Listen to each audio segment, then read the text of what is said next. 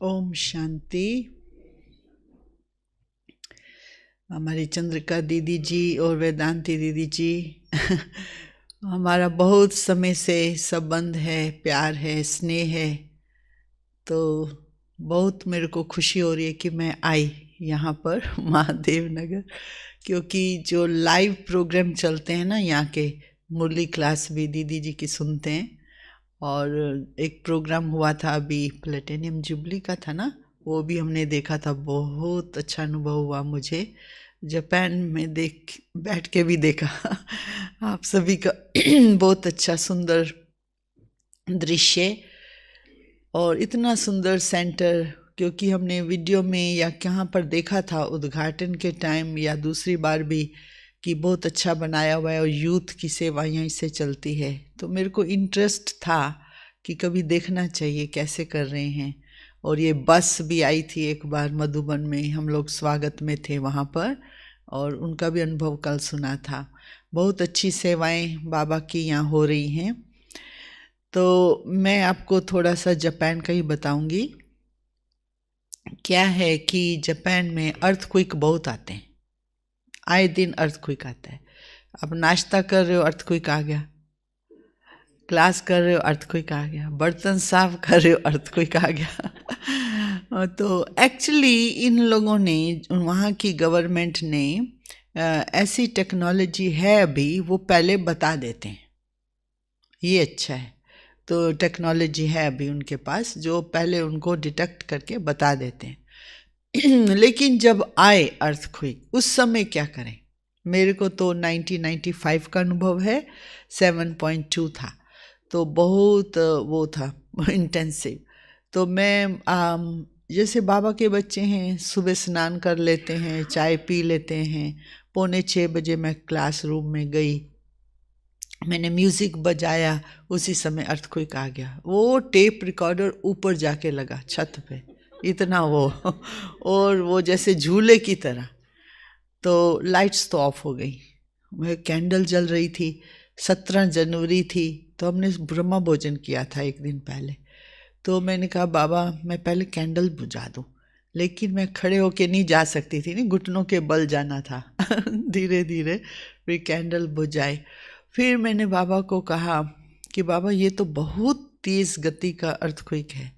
तो वो होता है ना, ये चौखाट कहते हैं इसको, उसके नीचे जाके मैं खड़ी हो गई, बाबा को याद करने लगी और मैंने कहा जो होगा ठीक होगा। तो अपने मन को शांत रखा। तो उसके बाद मैं बाहर गई, कहीं आग जल रही थी, कहीं सड़कें है ना, गैस एक्सप्लोजन था, गैस थी, स्मेल थी, सैकड़ों लोग नाइट ड्रेस में बाहर थे, लेकिन बाबा के बच्चे पूरी यूनिफॉर्म, चाय पी के सब कुछ करके जैसे बाहर निकलते। तो उस समय मैंने देखा कि लोग जो है चिल्ला रहे थे, है ना, जैसे दुख था सबको। विंटर, बर्फ का टाइम, जनवरी मास है ना, विंटर होता है वहाँ, बर्फ पड़ती है। तो मैं भी कोट वोट डाल के, थोड़े पैसे डाल के, पासपोर्ट लेके, टिकट लेके मैं भी निकल गई मैंने कहा जो होगा देखेंगे। तो फिर मैं गई बाहर, तो एक छोटा सा बच्चा 1 महीने का, उसके माँ बाप सिंधी थे, कार में थे, रश्मि मैन मदद करो मदद करो ना, जैसे बाबा कहते उस समय मदद करो, 10 येन दे दो, हाँ इसे 10 पैसे दे दो, फ़ोन करने मम्मी को कि हम निकले हैं, बिना जूतों के कार में बैठे थे। तो मैंने उसको पैसे भी दिए, इसलिए मैंने पैसे डाले थे कभी किसी को काम आ जाए उस समय मदद करना, नहीं तो मैंने भी फ़ोन कर दिया, और साका वगैरह में मैं ठीक हूँ, कुछ कोई फ़ोन करे तो बता देना।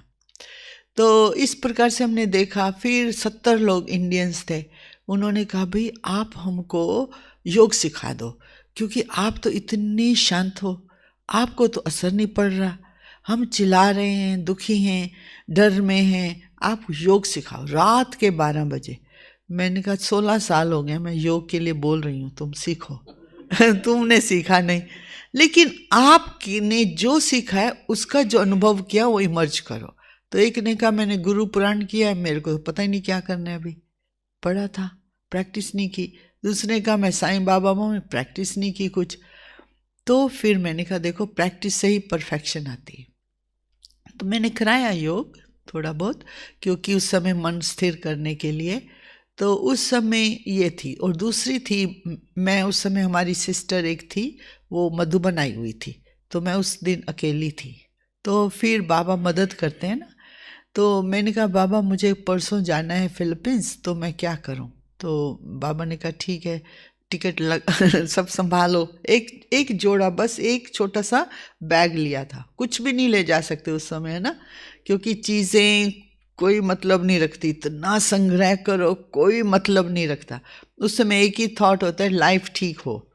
और मैं बस एक छोटा सा बैग लेके जाना है मेरे को, तो जाना है बाबा, किसी को टच करो तो मेरे को एयरपोर्ट तक पहुंचाए। मैंने बाबा को बोला। तो क्योंकि उस समय बड़ा मुश्किल था ना, हजारों लोग सड़क पर हैं, गाड़ियां सड़क पर।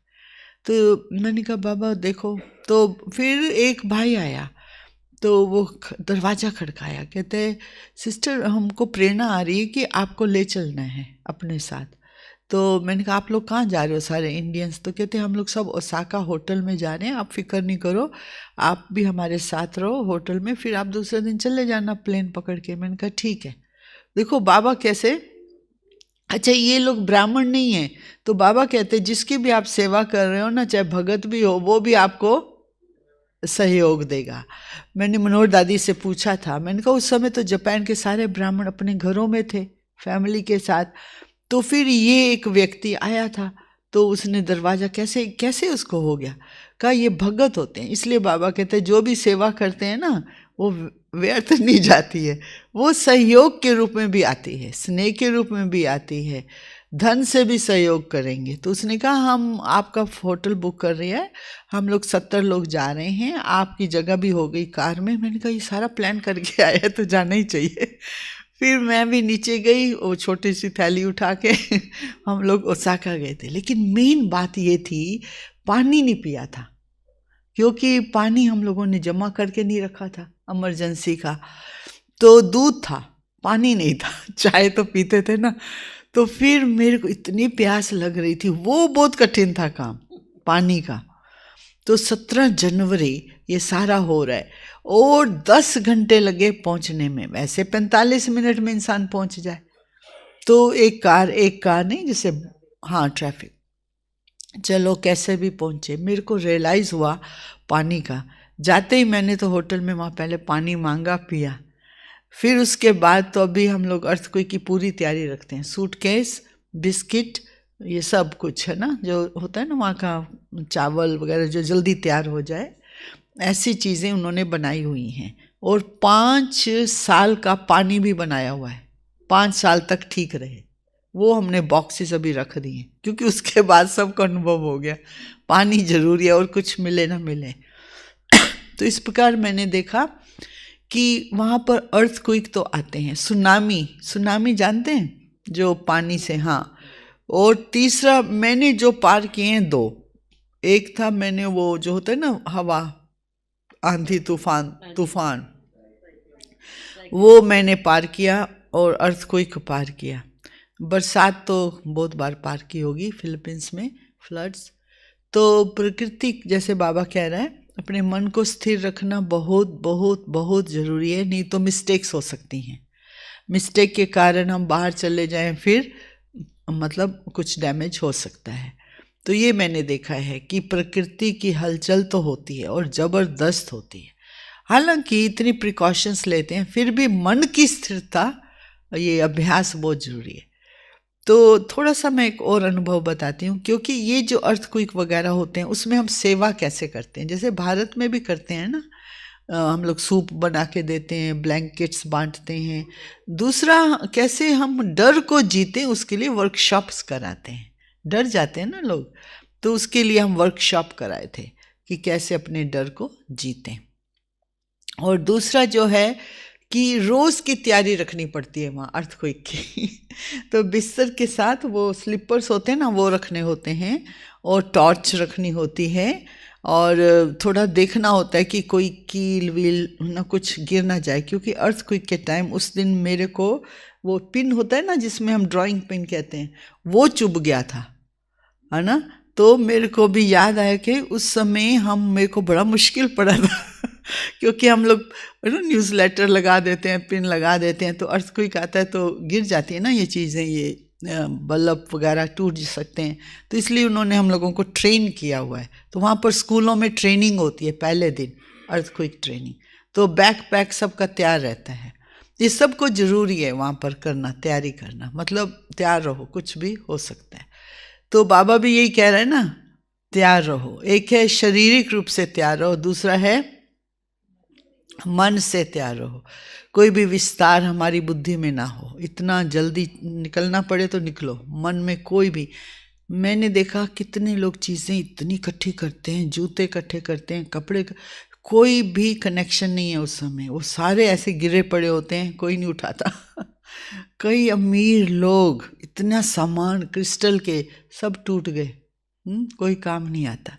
तो संग्रह नहीं करना है और क्लैरिटी मन की रखनी है और कम्युनिकेशन बाबा के साथ बहुत क्लियर रहे, तब भी जाकर के हम ऐसी बहुत भारी प्रकृति की जो आपदाएं हैं उनको पार कर सकते हैं। अभी तो कोरोना तो सभी ने पार किया है, सभी ने पार किया है ना।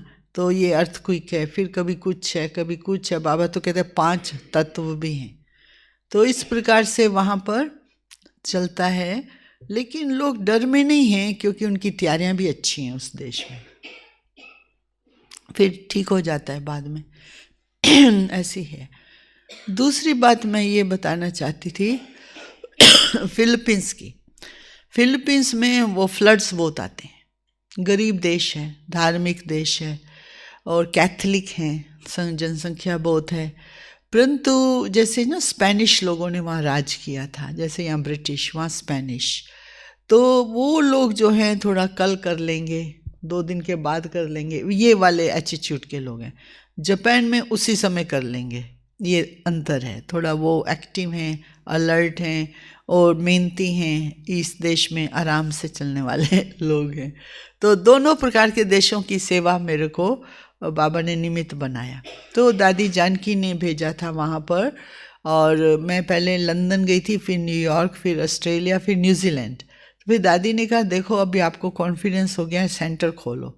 तो फिर जापान में जाकर हम कैसे खोलें सेंटर, दादी से पूछते थे दादी कहती थी भाषण करो, तो हम लोग फिर कहते थे सबको कि हम भाषण कर सकते हैं, राजयोग सिखा सकते हैं। तो गुरुद्वारे मंदिर में हमको निमंत्रण मिल जाता था। फिर उसके बाद कहाँ जाओ, तो फिर हम उनको कहते थे हम रह भी सकते हैं। तो विश्व किशोर दादा है ना, उनकी जो लौकिक पत्नी थी संतरी दादी, उनका भाई वहाँ था। तो उन्होंने कहा ठीक है आप हमारे घर में रहो। तो भाषण के बाद हम वहाँ रहते थे 7-7 दिन। फिर ब्राह्मण निकालते थे, खाना भी बनाते थे। नहीं, शुरू शुरू में ऐसे थी सेवा। फिर बाबा के सेंटर खुलते थे। इस प्रकार से शुरू में कुछ नहीं है, फिर आपको बाबा का ज्ञान दे करके, कॉन्फिडेंस रख करके, उनको अनुभव करा के बाबा का, उनके द्वारा सेवा। बाकी ये जापानीज लोगों की सेवा, जापानीज लोगों की सेवा योग से है, वाइब्रेशन से। वो जब तक नहीं आपको एक्सेप्ट करेंगे, जब तक देखेंगे नहीं जो आप बोल रहे हो वो अनुभव में ला रहे हो, मतलब प्रत्यक्ष आपके जीवन में नज़र आना चाहिए। तो वैसे वहाँ पर चित्र नहीं लगा सकते क्योंकि वहाँ के बुद्धिस्ट लोग हैं, संविधान में उनका लिखा हुआ है कि आप प्रोपोगंडा नहीं करो। तो आपके जीवन से ही आपको उनको अनुभव कराना है और सेंटर का वातावरण स्वच्छ रखना है, शुद्ध रखना है, ताकि वो योग में बैठें तो उनका मन में कोई व्यर्थ विचार ना आए, नेगेटिव नहीं आए और फील करें शांति का। तो वहाँ पर योग के प्रोग्राम्स काफ़ी रखते हैं हम, मेडिटेशन, लेकिन लेक्चर्स भी हैं। कोरोना के टाइम बहुत सारे ऑनलाइन प्रोग्राम्स किए हैं जापानियों के लिए, तो काफ़ी अच्छा रिजल्ट मिला था। तो अभी चार्ली भाई आ रहा है अप्रैल 7 को, उसके लिए हमने रखे हैं कॉन्सर्ट और हठ योगा, राज योगा। वो लोग फिजिकल हेल्थ में भी इंटरेस्ट लेते हैं। तो एक हठ योगा टीचर है, 80 ईयर्स ओल्ड है, फिट है बहुत। वो आया था 40 साल पहले मधुबन, एक 28 लोगों को लेकर के। फिर दादी कुमार का जापान रही हुई थी ना, तो मेरे को कहती इनको पढ़ाओ नहीं है राजयोग ज़्यादा, इनको पिकनिक कराओ, खिलाओ पिलाओ, ये खुलेंगे। तो बस थोड़ा सा इनको पढ़ा के ले आओ मेरे पास। तो मैं ले गई दादी के पास। दादी कहती क्या खाना है ना, माँ की फीलिंग, अपनापन वो मिस है ना सब जगह, तो उनको वो सुख मिला। तो दादी ने राखी बांधी, दृष्टि दी, उससे ही 2 इंस्ट्रूमेंट आत्माएं सेंटर खोलने के निमित्त बन गई। देखो ये कमाल है बाबा की। दृष्टि से, राखी से दादी ने हाथ मिलाया और कुछ नहीं किया कुछ अंदर से इमर्ज हो गया उनके दिलों में। फिर जापान में जाकर के हिरोशिमा में उन्होंने सेंटर खोल लिए। तो ये जैसे दादी को पता था आइडिया कि कैसे करना है। तो दृष्टि से भी सेवा होती है। एक बार हम लोग लंदन लेके गए ग्रुप को, तो दादी ने कहा ये क्या ज्ञान नहीं, दृष्टि दे, अमृत पिलाऊंगी इनको। तो दृष्टि दे के अमृत पिलाया, उनको अनुभव कराया।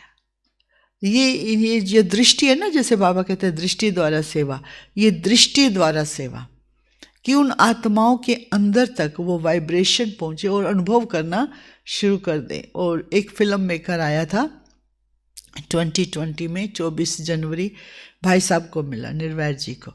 तो उस भाई साहब ने उसको दृष्टि बस दी और वो शरीर से अलग महसूस किया उसने, क्योंकि वो ट्यूमर था, उसको उसने मेडिटेशन से ठीक किया था अपने को।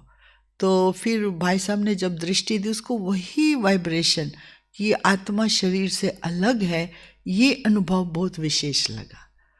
जैसे बाबा कहते हैं ना, असली ज्ञान जो है, निजी ज्ञान जो है, वो अनुभव कराओ। तो ये दृष्टि से बहुत काम होते हैं, क्योंकि वहाँ पर ट्रेनिंग है कि आप जो सोच रहे हो वो पिकअप करते हैं ये लोग। 2.5 किलोमीटर की दूरी से भी उनका माइंड पिकअप करता है। ये उनकी ट्रेनिंग है। वहाँ पर बहुत सारे मार्शल आर्ट सीखते हैं ना, बहुत सारी चीज़ें वहाँ सीखते हैं।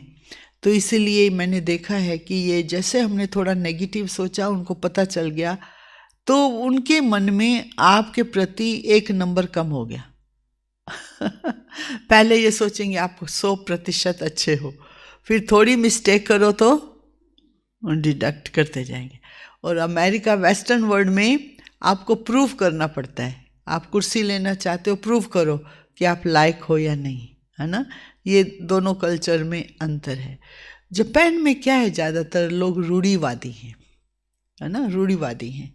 और धन है वहाँ पर, लेकिन संकुचित विचारधारा के लोग हैं, है ना। जहाँ बैठे हैं वहीं बैठे हैं, जो करना है वही करना है। उनका जो लिखा पड़ा है, भौतिकवादिता में तो बहुत आगे है वो देश। भौतिक चीज़ें होती है ना, मटेरियलिस्टिक लाइफ हाईएस्ट लेवल तक पहुँचे हुए हैं, लेकिन अभी रियलाइज कर रहे हैं कि ये सब कुछ होते हुए भी अंदर की खुशी नहीं है। तो इसीलिए उनको जो स्ट्रेस होता है, वो स्ट्रेस दूर करने के लिए मेडिटेशन सीखने आते हैं। तो हमारे सारे प्रोग्राम्स में ज़्यादातर यही है कि उनका तनाव कैसे दूर हो। थोड़ी सी बात में प्रेशर आ जाता है, थोड़ा सा चेंज हुआ नहीं। हम यहाँ पर कितने चेंज करते रहते हैं, नहीं अभी जाना है, नहीं जाना है, बाद में जाना है, थोड़ी देर में जाना। उनको ये सहन नहीं होता है वो कहते चेंज नहीं करो कुछ भी। चेंज माना स्ट्रेस, प्रेशर। हाँ, तो वो उसके कारण उनको मेडिटेशन। और जहाँ पर एक और भी है चीज़, कम्युनिकेशन। ये लोग ना, जैसे हम भारत में तू मैं करके फिर फ्रेंड्स हो जाते, चलो चाय पी, है ना। जब पांडव कौरव थे, सारा दिन लड़ाई करते थे, रात को खाना खट्टे खाते थे ये हमारे महाभारत में है ना। तो चलो एक्सप्रेस करते हैं ना लोग, बोल दिया, उसने बोल दिया, फिर ठीक है, दिल से निकालो, बैठो, चलो आराम से फैमिली फीलिंग में आ जाओ, है ना। तो वहाँ पर क्या होता है कि लोग एक्सप्रेस नहीं करते, अंदर ही दबाते हैं, उसके कारण बीमारियाँ होती हैं। तो ये भी हम उनको सिखाते हैं, कम्युनिकेशन स्किल्स, कैसे आप अपने ढंग से अपने को एक्सप्रेस करो। क्योंकि यदि ये नहीं एक्सप्रेस करें तो बहुत दिनों के बाद, 1 महीने 2 महीने के बाद बर्स्ट कर देते हैं। वो तो नुकसानकारी है ना, डैमेज हो जाएगा, है ना। तो इनका जो 2nd वर्ल्ड वॉर हुआ था ना, द्वितीय विश्व महायुद्ध, तो उस समय इन्होंने हार खाई थी। वो इसलिए क्योंकि इनका जो माइंड है ना एक तरफ जा रहा था, है ना। फिलीपींस, कोरिया, इन चाइना, इन सभी देशों में इन्होंने राज किया। 50 साल तो किया ही होगा। हम लोग, मैं और दादी जान के एक बार चाइना गए थे, तो ना एक भाई ने कहा, चाइनीज़ भाई ने, दादी आप क्षमा की बातें करते हो, क्षमा की बातें करते हो, तो उन्होंने तो हमारे देश में कितने लोगों को मारा, तो आप कहते हो हम उनको क्षमा कर दें। तो दादी कहती मैं तो भाई इन बातों के लिए नहीं आई हूँ कौन किसने क्या किया, लेकिन एक क्षमा गुण है उस पर मैं समझाने आई हूँ, क्योंकि हम तो इन बातों में नहीं जाते कोई किसने क्या किया है। लेकिन मैं ये कह रही हूँ कि उस समय जो इनको वो था ना, द्वितीय महाविश्व युद्ध में ये लोग हार गए थे, तो बम पड़ा था ना हिरोशिमा में, तो उसके बाद इन्होंने भगवान में विश्वास खो दिया। तो फिर से भगवान में विश्वास लाने के लिए, जैसे बाबा कहते हैं ना, दृष्टि से सेवा, वृत्ति से सेवा, अपने जीवन के एग्जाम्पल द्वारा सेवा, शुद्ध सोचने की सेवा, ये बहुत ज़रूरी है। वहाँ पर लोग कम बोलते हैं, वहाँ पर रिजर्व रहते हैं, एक्यूरेट हैं, मेहनती हैं, तो उनको हम अप्रिशिएट भी करते हैं। तो इस प्रकार से हमारी सेवा अंदर की है, सूक्ष्म सेवा है ये।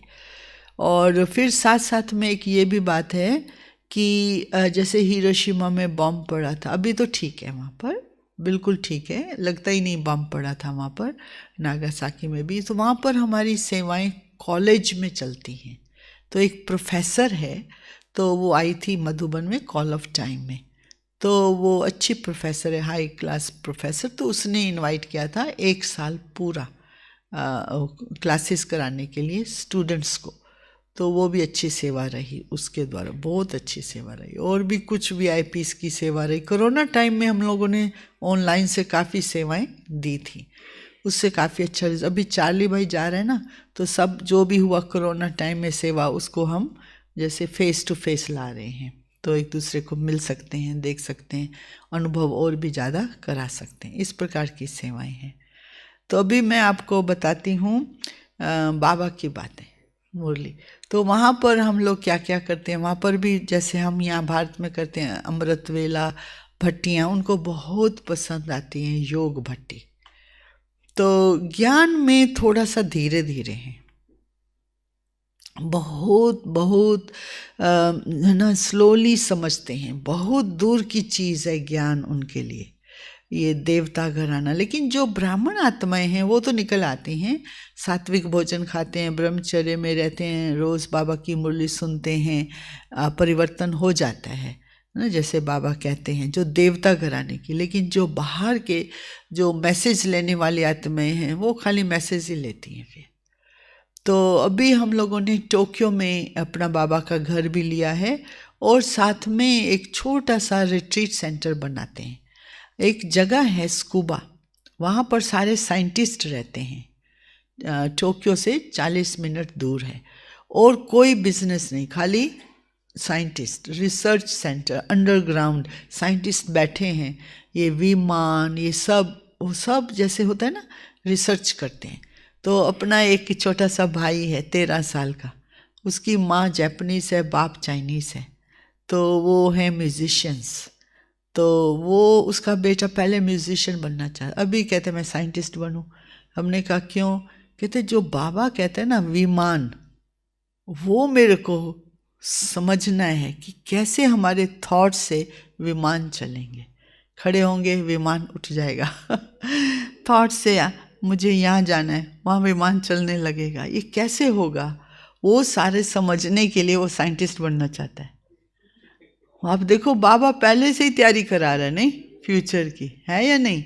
हम लोग तो चलो ब्राह्मण जितनी कैपेसिटी है शरीर की करेंगे सेवा, डायरेक्ट क्रिएशन है भगवान की परिवर्तन के कार्य में। लेकिन बाबा बहुत काम कराता है, 99% तो बाबा ही करा रहा है, कहाँ जहाँ तहाँ किसी को टच करके, बच्चों को भी टच करके नया कुछ रिसर्च करो। तुमने देखा है कि उसको कैसे ये इंटरेस्ट आया, क्योंकि मुरली में आता है। तो वो ब्राह्मण है ना, 7 साल का था तब से ब्राह्मण बन गया, अभी 13-14 साल का है। तो उसने सारा शिफ्ट किया, म्यूजिशियन के बदले साइंटिस्ट बनना है। तो उनके माँ बाप टोक्यो से फिर वहाँ शिफ्ट हुए, घर लिया, अभी सेवा कर रहे हैं गीता पाठशाला। फिर ये साइंटिस्ट बन रहे हैं, ठीक है। फिर तीसरा वहाँ पर रिट्रीट सेंटर के लिए जगह ले ली, जगह ले ली। हमने कहा कि चलो ये साइंटिस्ट लोग हैं, इनको बुलाएंगे है ना, 15-20 लोगों को बुला करके उनको अनुभव कराएंगे, क्योंकि अनुभव बहुत ज़रूरी है ना।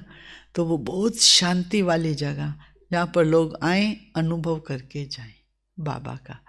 तो प्रैक्टिकल ऐसा वातावरण, ऐसा वाइब्रेशन, इस लेकिन जापानीज स्टाइल, क्योंकि जो हम लोग इंडिया की चीज़ है उनके ही पैकेजिंग में देते हैं ना, तो उनको पसंद आता है। मान लो हम यहाँ चाय की पत्ती ना 60 रुपए की, हाँ, एक पैकेट में ले जाते हैं, ऐसे सीधा दे दें नहीं लेंगे, लेकिन उनका ही लिफाफा हो, उनकी ही सुंदर चीज़ कोई है ना, पैकेजिंग हो, और उसमें डालें और ज़्यादा पैसा लें तो ले लेंगे क्योंकि उनके माइंड में है, तसल्ली रहती है ना, उनकी पैकेजिंग, तो उनको तसल्ली है, ठीक चीज़ दे रहे, एक्यूरेट है, कोई डाउट नहीं आता।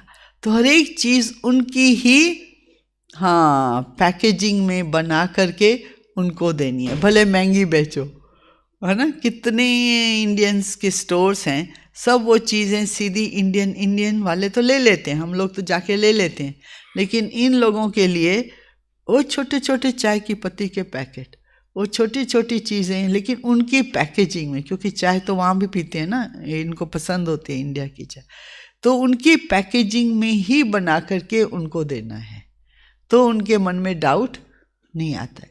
तो इसीलिए ये जो बाबा का ज्ञान है ना, उनकी ही भाषा में, उनके ही कल्चर में, उनकी ही ना क्यूट चीज़ें बना करके, सुंदर सुंदर बना के, बाबा के ज्ञान को सुंदर रूप से छोटे छोटे ब्लेसिंग बना के, या उनके ही एग्जाम्पल दे के, साइंस के, भक्ति के, जो भी बुद्धिस्ट भक्ति भी है ना, वहाँ पर कितनी भक्ति है वहाँ तो बुद्धा की। जैसे हिंदुइज्म में कितना विस्तार, वहाँ भी तो विस्तार है ना, बहुत ज़बरदस्त है। बुद्धा की एक बहुत बड़ी मूर्ति भी है, लेकिन वहाँ के लोग 1 जनवरी से 5 जनवरी तक सब रीति रिवाज बुद्धा के करते हैं। न्यू ईयर भगवान से मनोकामनाएं पूर्ण करने के लिए प्रार्थना करते हैं, लेकिन भगवान क्या है, कौन है, वो नहीं, लेकिन यूनिवर्स है, प्रकृति है, पूर्वजों की वहाँ पर पूजा करते हैं। हमारे में श्राद्ध होते हैं 15 दिन, उनके भी 15 दिन अबोन होते हैं, पूर्वजों की वो भी पूजा करते हैं बुद्धिस्ट ढंग से। साथ में ये शिंतो होता है डोरवे टू गॉड, तो वहाँ पर एक इनकॉर्पोरियल, जैसे शिव बाबा हमारा निराकार है, तो वहाँ पर भी उनका एक निराकार की एक चित्र होता है, तो उसके सामने बैठ के शांति का अनुभव करते हैं, तो निर्वाण धाम तक पहुंच जाते हैं ये लोग। लेकिन जो बाबा से संबंध जुड़े और सतयुग के संस्कार उत्पन्न हो, और एक दूसरे के साथ हम कैसे सुख दें और सुख लें, वो हम उनको बताते हैं। परंतु शांति के तो हैं संस्कार, वो लोग आएंगे शांति में बैठ जाएंगे। अच्छा, एक दूसरे से लड़ाई नहीं करते ये लोग। यदि कोई किसी का एक्सीडेंट हो जाए तो एक दूसरे के सामने झुकते हैं, भी माफ़ कर दो, तुम भी माफ़ कर दो, अच्छा ये ले लो चिट्ठी छोटी, इंश्योरेंस तो किया हुआ है, आप वहाँ जा कर के ले लेना। ऐसे लड़ते नहीं हैं, कभी भी शोर शराबा नहीं है वहाँ पर। ये इनका क्या है कि इनके संविधान में, इनके कल्चर में बताया गया है कि मेन थीम है हार्मनी, हार्मनी, एकता। हाँ, अंदर सब घुट रहे हैं, लेकिन एकता, बाहर की एकता जरूर रखते हैं। अंदर से एक्सप्रेस करने के लिए गुस्सा आ जाए वो नहीं करेंगे, लेकिन अंदर ही अंदर रखेंगे, लेकिन बाहर से हार्मनी नजर आए, ये बहुत मेन है वहाँ पर। हम लोग भी जो है ना भारत के, ऊंचा नहीं बोल सकते वहाँ, जरा भी ऊंचा बोलेंगे उनको लगेगा तुमने हार्मनी तोड़ दी तो इसलिए उनका मेन एम है हार्मनी।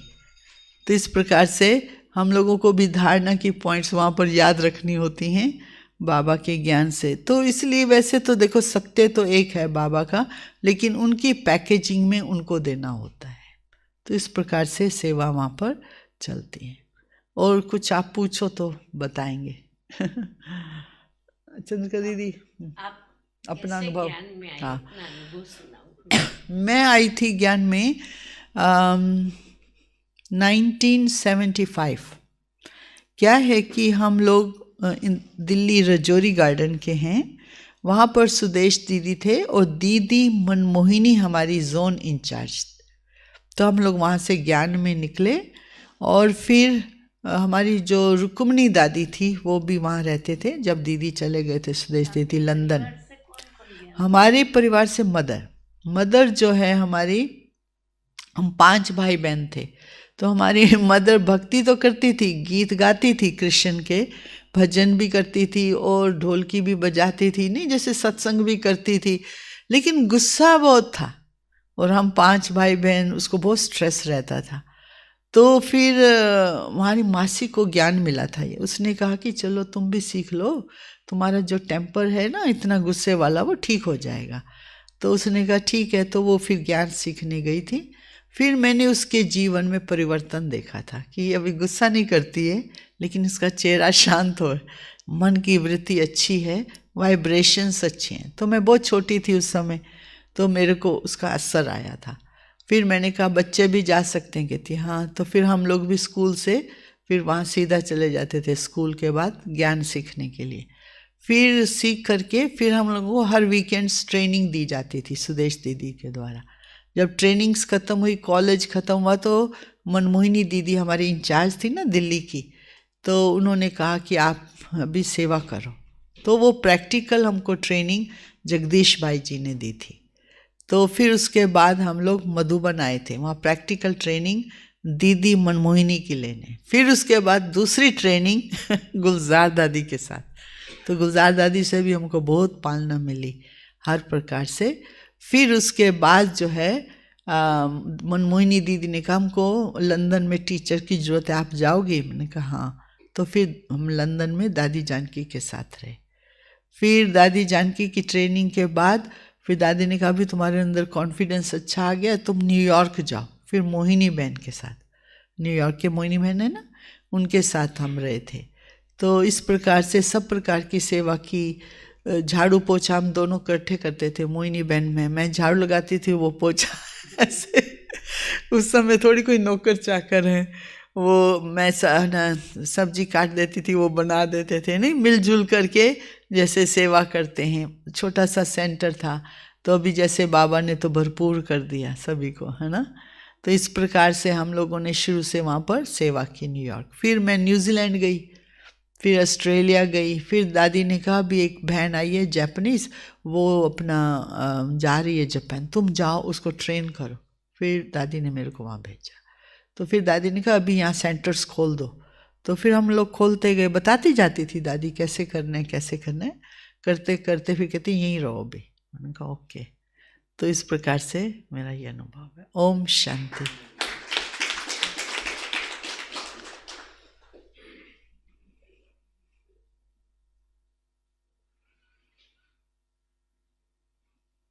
बाबा को याद करेंगे 2 मिनट।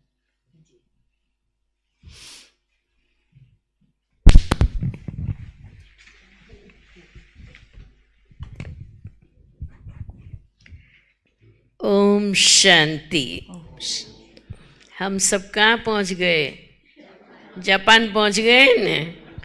अर्थक्वेक का अनुभव भी कर लिया, बिस्तर बोरी तैयार क्योंकि आना तो है, इसलिए आपका अनुभव हमको काम आ जाएगा। हाँ देखो, ये भी हम सभी का बहुत सौभाग्य है कि आप आए। और कल यहाँ पर जापानीज़ का कोई प्रोग्राम था, हमारे मुकेश भाई पटेल ने अरेंज किया था, तो वहाँ के बड़े लोगों को संपर्क हो जाए इसलिए विशेष इनवाइट किया था। और आप कितने लाइट हैं, आप आ भी गए और पहुँच भी गए। कल हम मिल के आए तो बहुत अच्छा है। देखो बाबा के एक एक रतन को हम देखते हैं कि कैसे भगवान काम कराते। अब हमारे लिए तो गुप्त रूप में जापान के महाराजा, हाँ भविष्य में तो जापान नहीं रहेगा, लेकिन अभी तो जापान के महाराजा हैं। तो हम बहुत बहुत दिल से आपका अभिनंदन करते, धन्यवाद करते। और आपने हमें थोड़े समय में भी बहुत अच्छी बातें सुना करके रिफ्रेश किया, इसलिए बहुत बहुत धन्यवाद। और हम आशा रखते हैं कि आप बार बार आते रहेंगे, जाते आते हमें याद करते रहेंगे। ओम शांति। योग के बाद दीदी से आप सब टूली भी लेंगे, दृष्टि और टूली।